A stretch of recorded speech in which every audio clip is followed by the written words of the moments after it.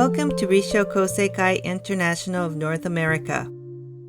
Following is a reading of the book Guide to the Threefold Lotus Sutra by Nikkyo Niwano, founder of Risho Koseikai.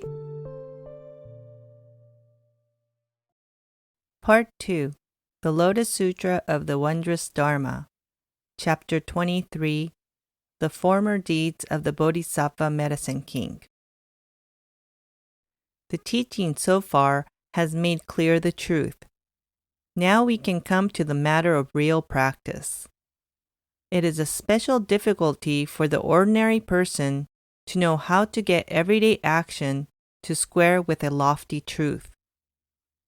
There is no better way to do this than to observe and follow the example of the Bodhisattvas, who are but one step removed from being perfect Buddhas, and who stand for particularly fine forms of virtue or exemplary action. Living beings are best encouraged to right action by models close to them, and this and the next few chapters are essentially presentations of just such models of examples. The first figure to appear is the Bodhisattva Medicine King, who had vowed to heal the sickness of mankind.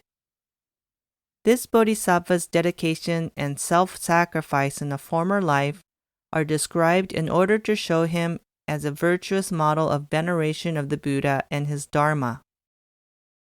In his former life, the Medicine King had been a Bodhisattva named Delight to Behold for all living beings, one that all creatures rejoiced to look upon, and in serving the then virtue of pure light of the sun and the moon Tathagata, he had heard the truth of the Lawflower Sutra. He wished, however, to make yet a greater offering with his body, and so after drinking fragrant oils and anointing his body, he set fire to himself and burned. He burned for 1,200 years, and the light of his burning illuminated the world.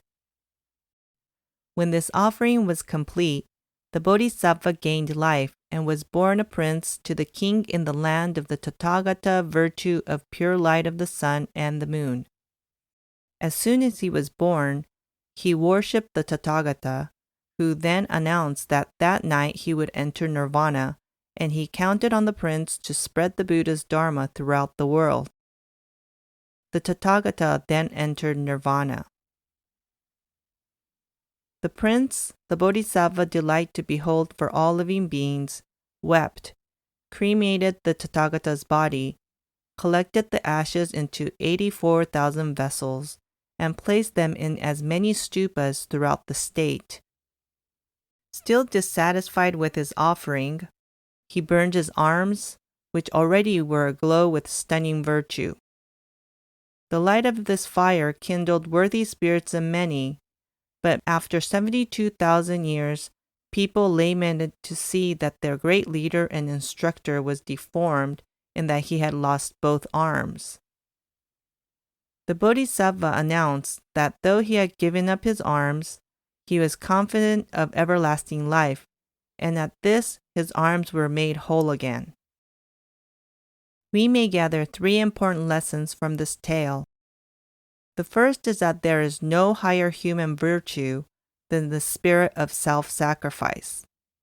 The second is that there is no higher form of offering than practice. And the third is that far from ruining the self, self-sacrifice really makes the self count for something.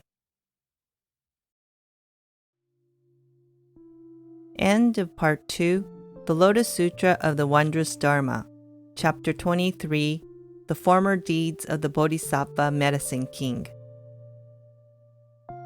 Arkina offers classes on Buddhism, information on meditation, holds online gatherings, and practices chanting. Please visit our website at www.arkina.org for information on upcoming events.